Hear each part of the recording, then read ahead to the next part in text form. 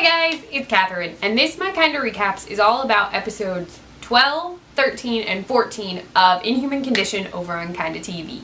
So, this week we got to see all three of Dr. Kessler's patients and the, I almost called him infamous and that's not quite right, her ex-husband?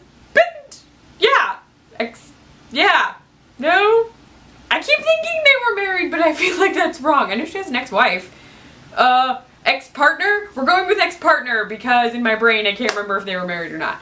So, lots of people showed up. Okay, so in episode 12, Tamar is in Dr. Kessler's office for her appointment, but instead of looking slightly more, she was really, like, upbeat, pretty calm in her last meeting, but in this meeting with Dr. Kessler, she's really panicked and is actually like having a panic attack on the chair and counting down and sort of like rocking back and forth and clenching her hands. Now earlier, at the very start of the episode, we saw that she cut herself while she was in the apartment with Graham, and she didn't want him to help her because she was in pain, but he was like, I'm here to take care of you. Like, he wrapped up her hand and he told her that she was one of the strongest people he knows, and that includes his mom, who raised 4 boys alone. So Tamar still has feelings for Graham, but she's also having issues with the fact that while she has feelings for him, she's been more panicked recently. She feels like he's upset with her because she hasn't left the apartment in a week, and she's just been too anxious to go outside. And in her anxiety, she's also had a nightmare, and she's apparently had this nightmare before, but she hasn't mentioned it to anyone. So she says she felt really poorly. She was laying in bed staring at the ceiling and just kept saying she wanted to go home over and over again. And then she eventually drifted off to sleep and she had the schoolroom dream. And in the school dream, she is pulled up to the front of the class, but she can't understand what anyone is saying. And then the teacher, she says, lets out a roar like a dinosaur and then grabs her by her collar. And she doesn't know how to react. She's very, like, freaked out in the dream. And then when she woke up, she found that her lamp and her table, her night table, were gone. She just vanished them in the middle of the night with no control. And then she keeps talking, and she's still panicked, and starts talking a little bit about what happened when she was younger. And she actually blames herself completely for the event that happened, even though everyone said it's an accident, you were young, you didn't know what you were doing. She says she wanted them to go away. So she's had this dream before, and the dream is from when she's little. So what I was getting from it is that she'd had, I don't know if this event actually happened to her in class and then led to the dream, but she wanted everyone to go away because she was afraid, and then they suddenly went away, even though that's not what you really want to do. Like, you don't really want people to vanish forever. Like, you don't want to kill people in a, like, oh, you don't want those things to happen, and it happened. So the issue, she's afraid if she loses control, something could happen, and she literally vanished something in the middle of the night while she was sleeping with no control over herself. Like, she's asleep. You can't control what you're doing in your sleep. So she's panicked, but we don't really know what could happen. There was a glimpse at next week's the episode for Monday, and there's a teddy bear and some balloons. And I don't know if Graham got her the teddy bear and balloons or if there's just teddy bear and balloons.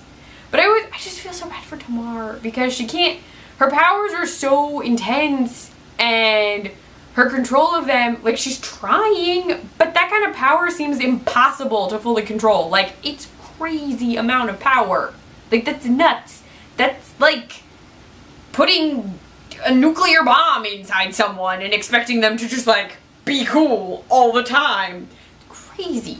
Okay, in episode 13, yes, 13, I know numbers, we start the episode with Link and learn about his past. His mom raised him in this building called Wolf Tower, which was low income, poorly put together housing. Dr. Kessler knows what it is.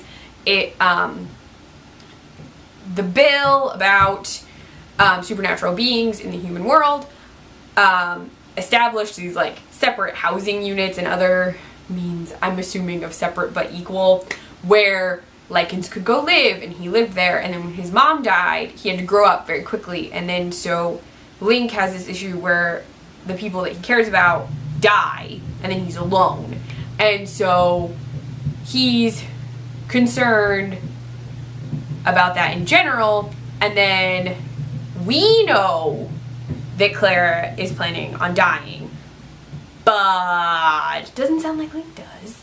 And then Dr. Kessler is with William, and the two of them have just had some adult alone time that we didn't get to see. The two of them definitely had sex.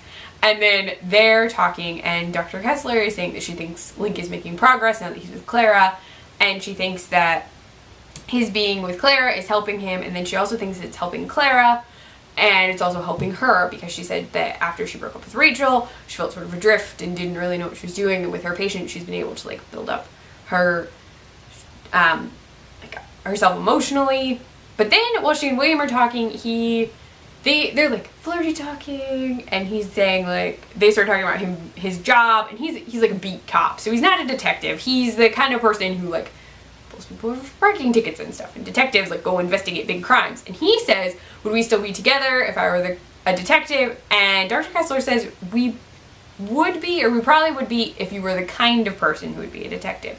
So it sounds like he doesn't really have, like, intense drive. It takes a lot of work to, like, get up to detective. I know this vaguely. I researched Victorian English detectives, and they did a lot of work, so I'm assuming that modern day principles still apply, because I'm a historian and like to think that what I know is not antiquated most of the time, even though I'm a historian and Victorian things are antiques. Anyway, so I really feel like when William mentions that he would want to be more than just what they are right now, which they're hooking up. They're hooking up a lot. But when he says that he wants to be something more, or he would be willing to be something more, Dr. Kessler doesn't look as enthused.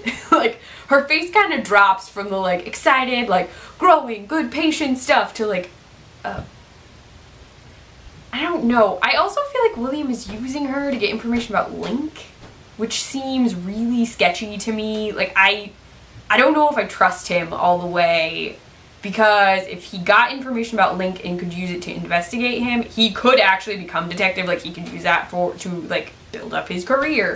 So I don't know if I trust him, like, at all. And then our final episode, episode 14, Clara is in her session with Dr. Kessler, and she is mad. She tells Dr. Kessler that she did something stupid, and yeah, hooking up with Link, she's not proud of, or at least not happy about doing it.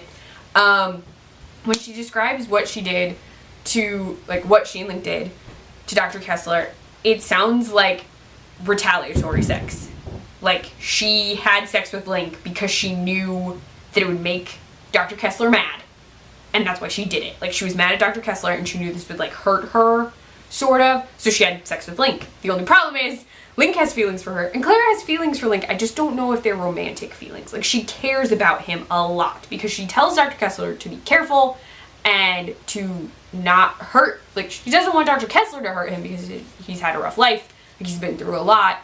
The issue is that as Clara is getting progressively angrier at Dr. Kessler, she does reveal that she knows that Link is one of Dr. Kessler's patients, even though Dr. Kessler has been like, oh, your friend Link, da da da. Because technically she can't reveal who any of her patients are.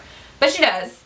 And she winds up telling Clara that she thinks him being with her is helping him. And as they keep talking, Clara realizes that if she leaves Link, all the progress he's made will probably go away. And so Clara is very upset, because she's like, well, now you got what you wanted. It's me or him, and fine, just fine. So Clara, it sounds like, is not going to go through this plan that she'd been thinking of this whole time, where she was going to end her life because she doesn't want to become like a shambling zombie or be killed by Frank. She wants to go on her own terms. But now she's going to stay around because she doesn't want to hurt Link. who she probably wouldn't have gotten as close to if she hadn't tried to hurt Dr. Kessler. So while she and Link are friends, I don't know if they would have progressed this like super quick like Link being. So it's helped Link a lot. I just don't know if Clara thought through the like I am angry and going to have sex thing. I just don't think like she was just angry and not really thinking everything all the way through.